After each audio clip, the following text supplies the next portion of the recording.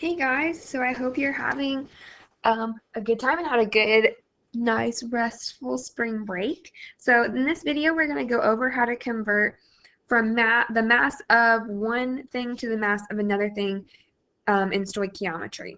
So always remember the first thing we need to do is balance our chemical equations. Take a second and balance this one. Okay, so in this one you might have noticed it's already balanced. So it's always good to just double check and make sure your equations are balanced. So in this one, it's saying we're wanting to know how many grams of magnesium sulfate will you need to produce 1.5 grams of magnesium carbonate. So we start with whatever number we're given, and that in this case is our 1.5 grams of magnesium carbonate. And if you don't remember what that is, we can look up at our options.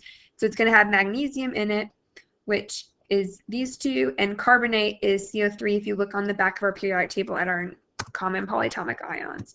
So we're talking about MgCO3. Before we do that, if you don't know where to go once you start, you can always write out your path. So that means we're starting with grams of MgCO3. And eventually we want to get to grams of magnesium sulfate, which is this one. But we can't go straight from grams to grams, so first we have to go to moles of magnesium carbonate, and then we can go to moles of magnesium sulfate. So this is a three-step problem.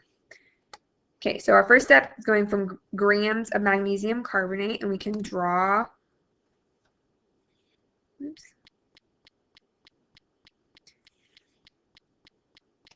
our chart. And so in order to go from grams of something to moles of the same thing, we have to use the molar mass. So I'm going to write our molar masses up here at the top so that we have them. So our molar mass for magnesium carbonate, because that's what we're starting with, we have to look at our periodic table, remember. So magnesium is 24.305, and if you use a different periodic table you might get slightly different because I think this one has more significant figures. And then we have 1 carbon and 3 oxygen.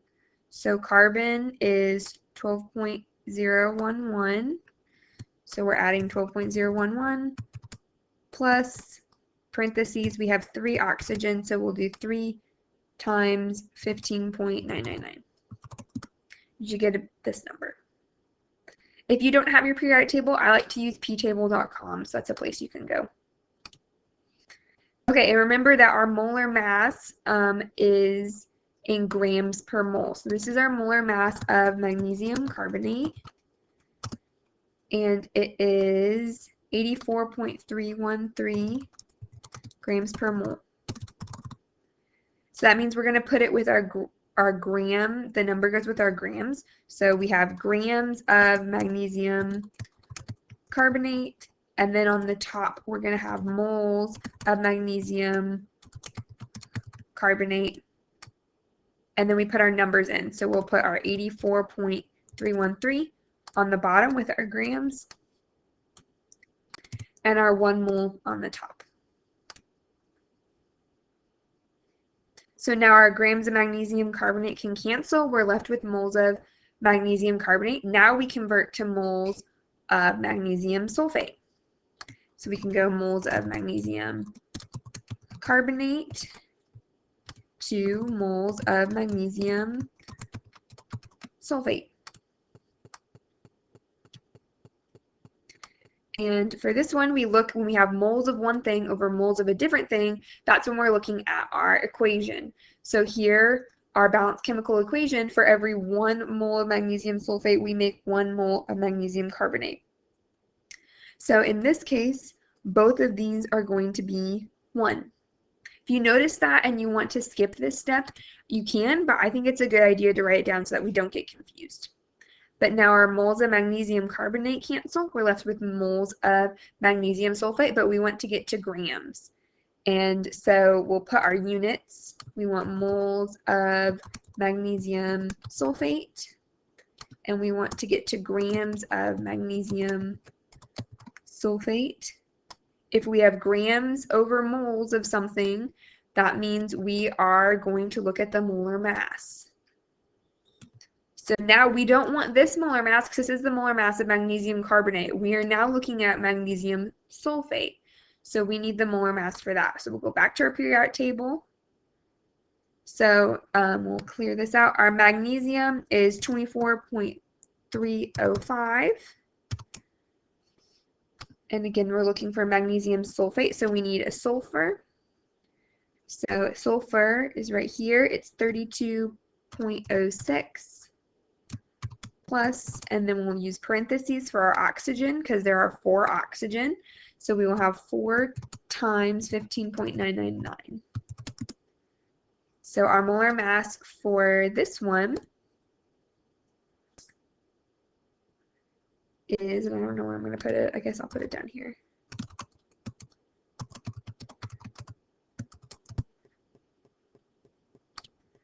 (120.361 grams per mole).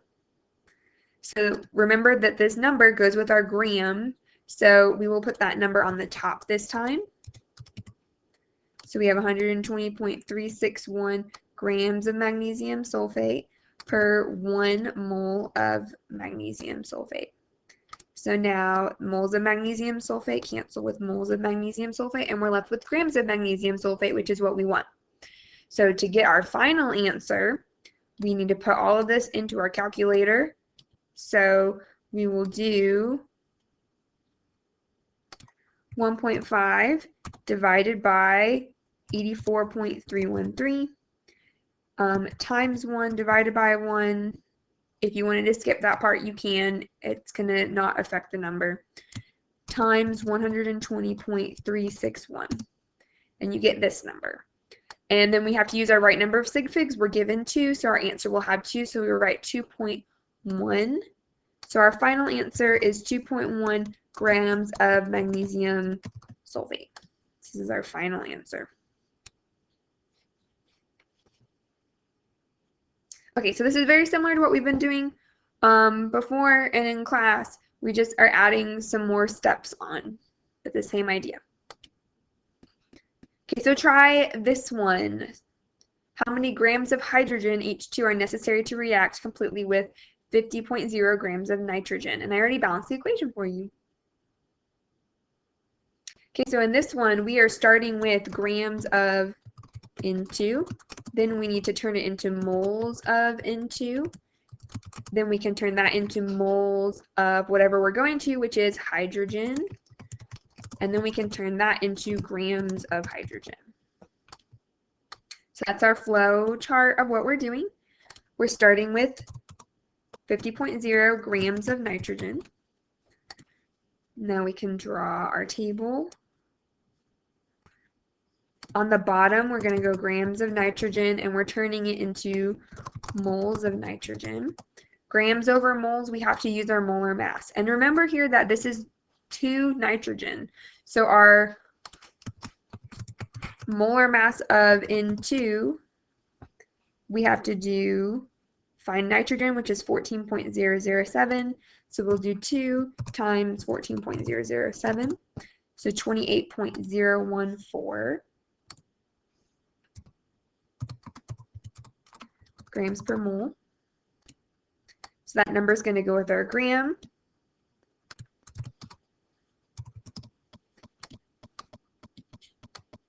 And that's per 1 mole. Grams of nitrogen cancel. We're now in moles of nitrogen.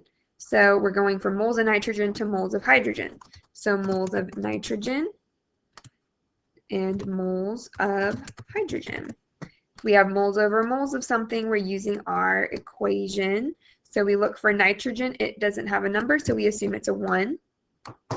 And we're going to moles of hydrogen. So there's a 3 in front of it. So that's where that number goes from here. So for every 1 mole of nitrogen and 3 moles of hydrogen, we can react to get 2 moles of NH3. So now our moles of nitrogen cancel. We're in moles of hydrogen. So our last step is to turn that into grams of hydrogen. So we need to put moles of hydrogen on the bottom so it can cancel, grams of hydrogen on the top. So now we need the molar mass of hydrogen. We have a gram over mole, so we need our molar mass of hydrogen. And remember, we need two hydrogens because hydrogen gas is H2. So we look up here, hydrogen is 1.008. Times 2 of those, we get 2.016 grams per mole. So this time, this number still goes with our grams, so it goes up here on the top. 2.016 grams over 1 mole.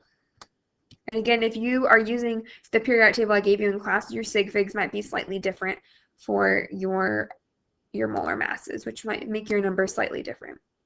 Okay, so we can just put our final thing in our calculator because our moles of hydrogen cancel, so we're left with grams of hydrogen gas, which is what we want. So we do 50.0 divided by 28.014 times 3. Oops, that's not 3. Oops. And then times our 2.016. So we should get this. We have to use 3 sig figs because that's what we're given. So it should be 10.8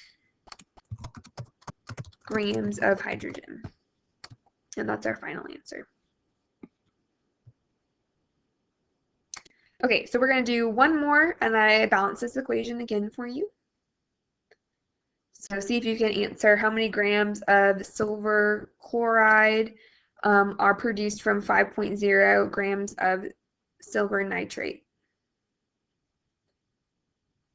Okay, so in this one, we're starting with grams of silver nitrate. We need to turn it into moles of silver nitrate. Then we can go to moles of silver chloride, and then finally grams of silver chloride.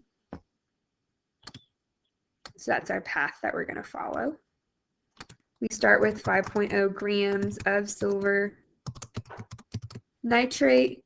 Two things we know that we need are we need the molar mass of our silver nitrate, and we will need the molar mass of our silver chloride. So you could go ahead and figure those out if you want. We'll just do them as we go. Okay, so you have your grams of silver nitrate on the bottom. First thing we do is go to moles of silver nitrate. On top, grams per mole, we're using the molar mass. So we need the molar mass of silver nitrate. So silver is 107.87 plus nitrogen, which is 14.07 plus oxygen, and there's 3 oxygen. So we're going to use our parentheses 3 times oxygen's molar mass, which is 15.999. So the molar mass of that whole thing is 169.874, and that's grams per mole, so we're going to put that number with our grams. So 169.874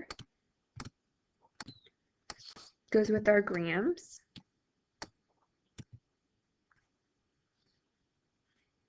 So our grams are going to cancel. We're now in moles of silver nitrate. So we will put moles of silver nitrate on the bottom, and that's going to turn to moles of silver chloride. We use our balanced chemical equation when we have moles over moles. So silver nitrate has a 2, and silver chloride also has a 2. So you may notice that these cancel, but if you want to put them just so that you don't get confused, that's also fine. Moles of silver nitrate cancel. Now we're in moles of silver chloride, and so the last step is to convert moles of silver chloride into grams of silver chloride. Moles over grams or grams over mole, we're going to use our molar mass. Let's go back to our periodic table. So silver chloride, silver is 107.87 plus chlorine is 35.45, so 133.32. And that goes with our grams. So grams of silver chloride per 1 mole. These cancel and we're left with grams, so we'll just plug everything into our calculator. So we have 5.0 divided by 169.874 times 2 divided by 2 times 133.32.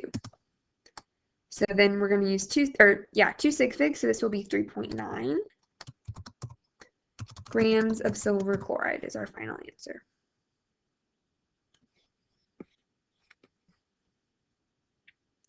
Okay, so I'll give you guys a couple more practice problems of these to work on together.